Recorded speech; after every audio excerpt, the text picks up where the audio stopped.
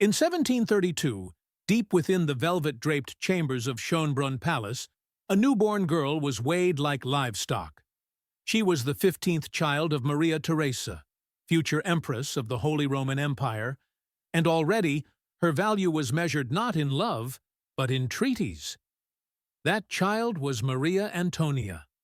She would die as Marie Antoinette, with her head in a basket at age 37. What the chronicles will never tell you is that she was sold before she could speak, groomed before she could dream, and bartered away like a porcelain vase across a table of diplomats in powdered wigs and envy-black eyes. Before we continue, hit subscribe and tell me in the comments where you're listening from. I read every one.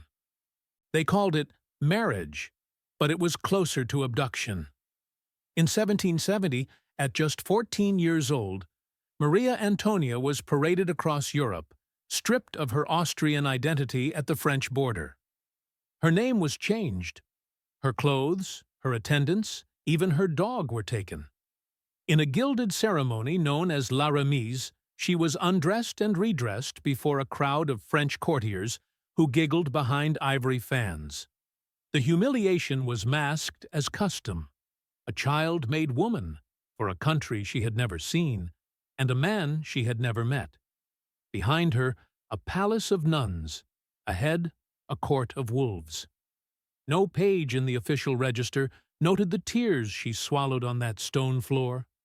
Only the scent of musk, sweat, and stale perfume remained. Versailles did not welcome her. It devoured her. The Dauphin, awkward and distant, barely spoke. The halls, gold-lined and jealousy-lit, buzzed with whispers.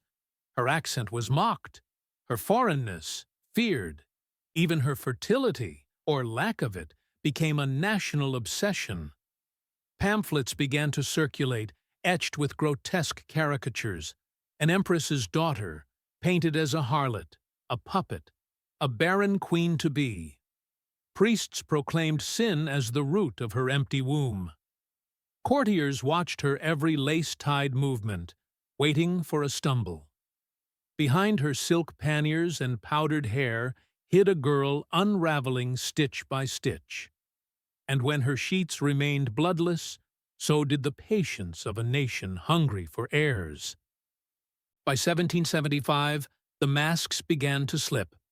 At court balls, where chandeliers dripped like melting stars and every movement was rehearsed seduction, servants whispered of secret letters passed under feathered fans, and eyes too long lingering on figures not royal. The queen, still childless, danced too freely, laughed too loudly, and always with the wrong people. The affair of the diamond necklace was still years away, but scandal had already clasped itself around her like a noose sewn with pearls. In the shadowed corridors of Versailles, nobles copied her gowns in mockery, not admiration. Her allies dwindled, her enemies multiplied. And somewhere between opera scores and clandestine salons, a quiet betrayal took root. Not of country, not yet, but of innocence. Because what no gossip sheet could print, and what no priest could forgive, was the growing hunger behind her painted smile. The kind born not from desire, but from captivity. It was in 1777, under the flicker of Versailles candlelight, and behind the faux modesty of velvet drapes, that Marie whispered her desperation to her brother, Emperor Joseph II. He came in disguise, traveling as the Count of Falkenstein, but even veiled titles could not shield the truth. He found her thin, restless, eyes rimmed with fevered doubt.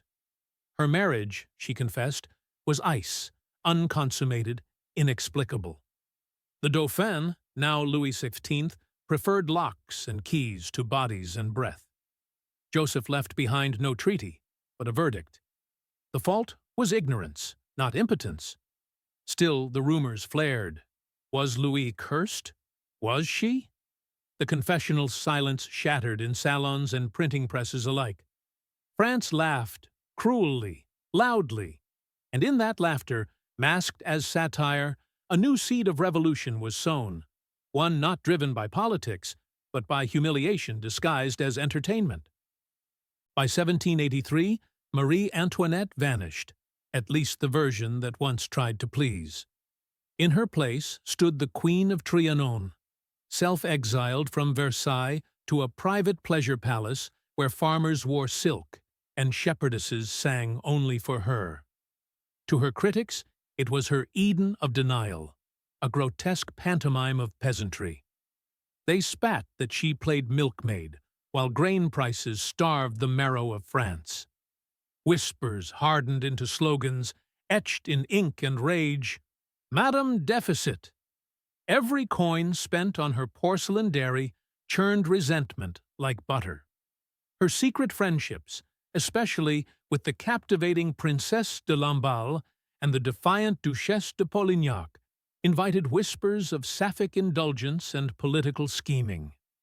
To the public, their loyalty reeked not of virtue, but of vice. And as famine blackened the countryside like a slow cancer, the image of a queen laughing behind curtains of damask grew heavier with each hungry funeral. The people no longer saw silk, they saw spite. And when mirrors in the halls of Versailles reflected her image, they framed not a monarch, but a villainess in shadow. Then came October 1789. A mob of thousands, mostly women, clawed their way from the starving gutters of Paris toward Versailles. They demanded bread, flesh, blood. Rain slicked the cobblestones.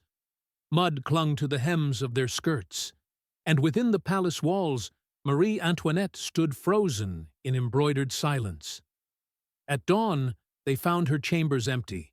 She had fled through secret corridors, barefoot, clutching her child. But there were no more corridors to run. That night, she stood on a balcony above the jeering crowd, eyes glazed, stomach hollow. Milk had long since soured in the royal kitchens. Her bow, meant as appeasement, drew only laughter and stones. One protester held aloft a severed pig's head crowned with roses. It wasn't her death they wanted. Not yet. It was her humiliation. Queens had fallen before, but not like this. Not dragged from golden halls into cages, not judged by grocers and seamstresses like a common thief. The revolution had not yet burned her flesh, but it had set fire to her image, a bonfire made from wigs, perfume, and every unwritten rule of royal sanctity. That night, a chapter closed, its ink smudged not by time, but by the trembling hands of justice gripped in desperation. In the years that followed, the palace became a prison. Iron gates had replaced gardens, and whispers turned into decrees. By 1791, Marie Antoinette attempted escape, not from justice, but from spectacle. Disguised, masked, riding under moonlight, she fled with Louis and their children in the doomed flight to Varennes. But their carriage was too grand, their eyes too aristocratic, their hesitation too fatal. A postmaster recognized them from currency. Arrested at nightfall, they returned not as sovereigns, but as prisoners in a nation now ruled by slogans and hunger. The cell was smaller than any hallway she had wandered in Versailles. Its windows let in iron-colored light. She wrote fewer letters. She braided her daughter's hair while guards tallied her every breath. And when Louis mounted the scaffold in 1793, beheaded at 38, she did not cry. Not for him. Not anymore. She wore black after that, not as a queen, but as a widow of a world she had never truly touched. When her own time came 9 months later, she rode to the guillotine in a cart, not a carriage, her famous hair hacked uneven to expose the neck. She was 37.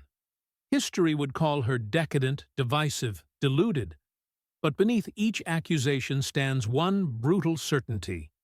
She never stood a chance. Not as a girl, not as a bride, not as a queen, In an empire built on opulence, she became the debt no one wanted to confront. And so the blade fell, not just on her, but on centuries of fantasy carved with cruelty. Her death was not justice. It was inheritance paid in blood. And yet, even in death, her ghost refused to vanish. The salons that had once ridiculed her now whispered of her grace in final moments, of her bowed head, of her calm step to the scaffold. Years later, during the reign of Napoleon, visitors to Versailles would stop before her portrait and feel a cold swell of pity, as though the painted eyes followed them. Some cursed her as the whale that capsized the monarchy. Others mourned her as the lamb fed to a nation's rage.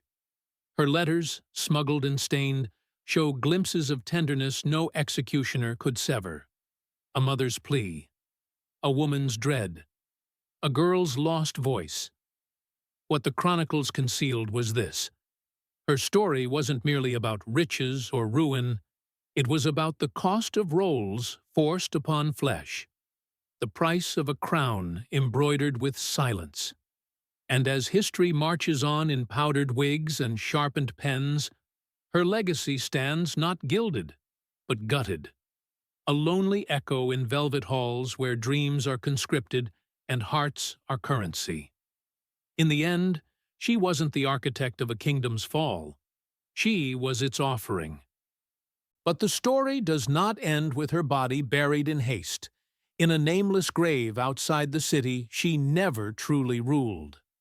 In 1815, when tides turned and monarchs returned like ghosts in daylight, King Louis XIII ordered her remains exhumed and interred at the Basilica of Saint-Denis, beside her husband. He called it justice, but the truth stank of revision. Bones do not forgive. Beneath the marble, Marie Antoinette lies in sculpted serenity, eyes closed forever to a world that punished her for breathing in the wrong country, in the wrong century, with too much silk and too little power. Flowers are sometimes left at her tomb now, pale chrysanthemums and wilted lilies, offerings from strangers to a woman they cannot fully grasp. She is a warning, a spectacle, an aftertaste. History has filed her away as a warning wrapped in velvet, yet her silence still hums beneath the iron gates of Versailles. It reminds us that power dresses as beauty, and beauty bleeds more easily than it speaks. Still, her name lives louder than her voice ever did.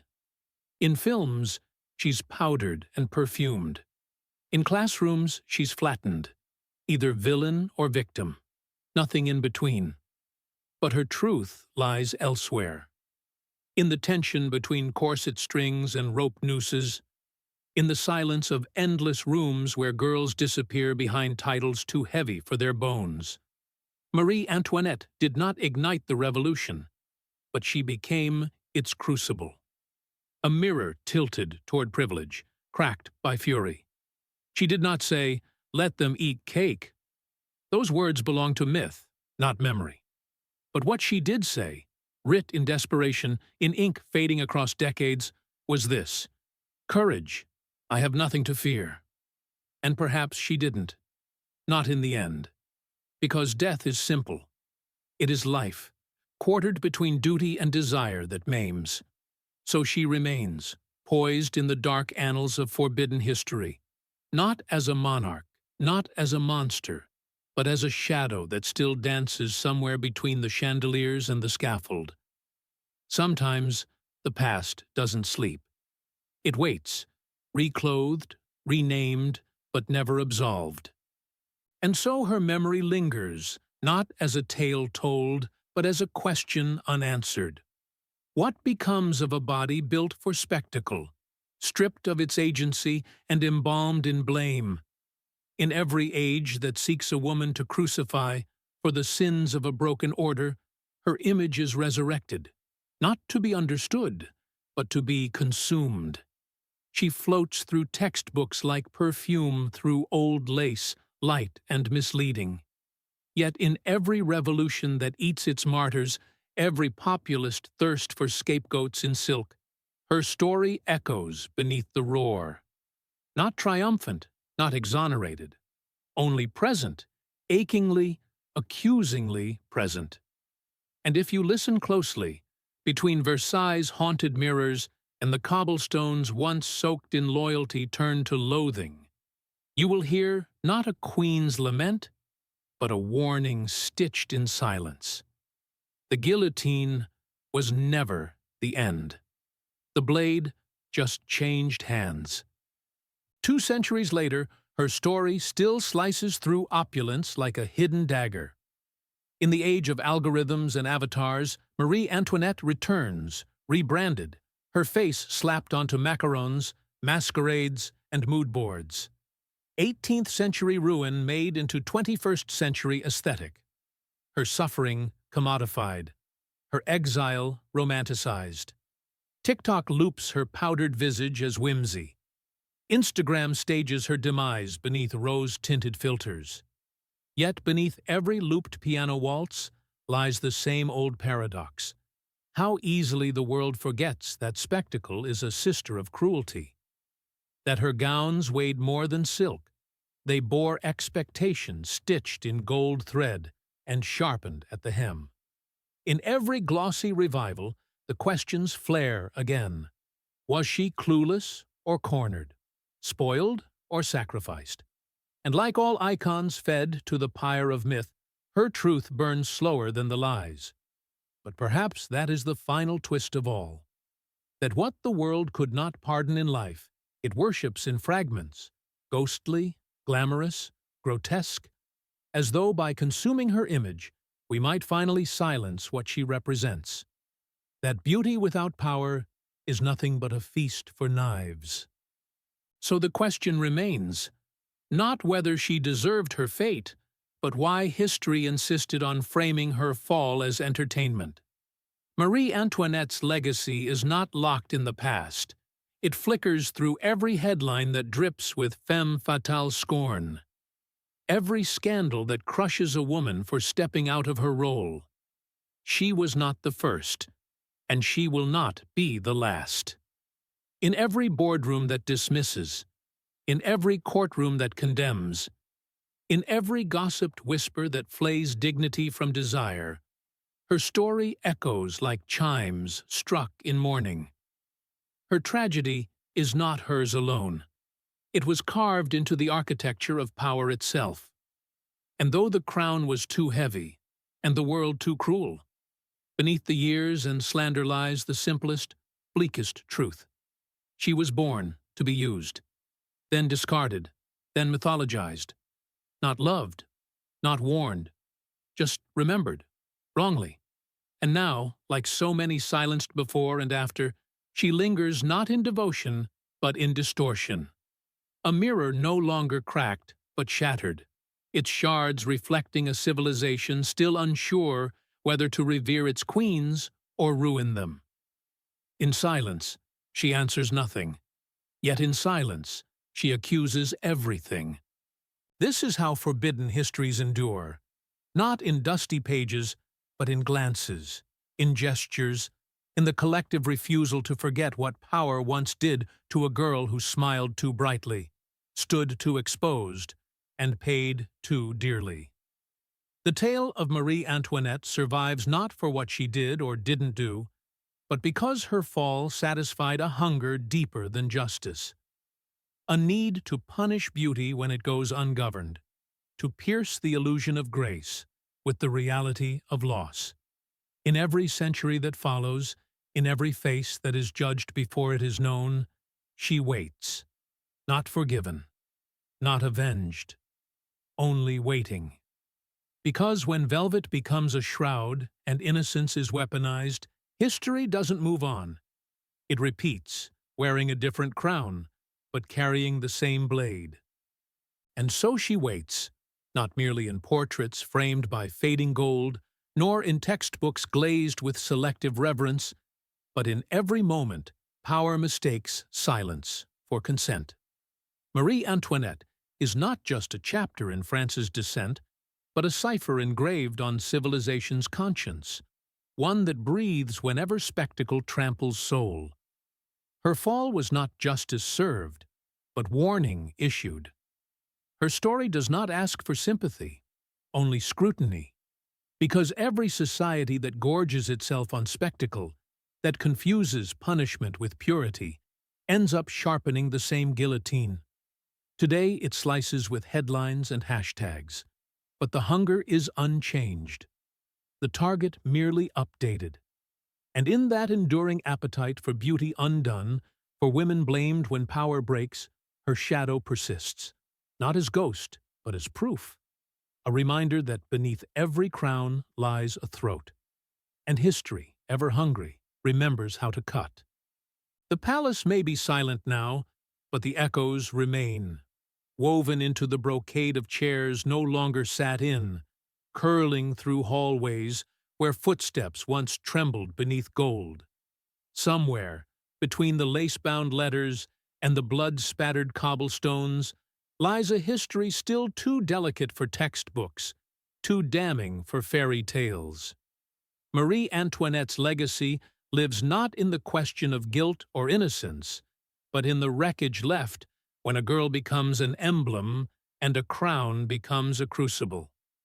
Her tragedy is not merely a relic, it is a ritual, repeated in quieter guillotines, reinforced in every system that punishes the powerless for the sins of the powerful.